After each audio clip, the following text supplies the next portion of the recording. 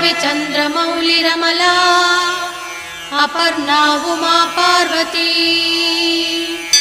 काली हैमवती शिवा त्रिनयनी कात्यायनी भैरवी सावित्री नवयौवना शुभकरी साम्राज्यलक्ष्मीप्रदा चिद्रूपी परदेवता भगवती श्रीराजराजेश्वरी अम्बा मोहिनी देवता त्रिभुवनी आनन्दसन्दायिनी वाणी पल्लवपाणि वेणुमुरळी गानप्रिया लोलिनी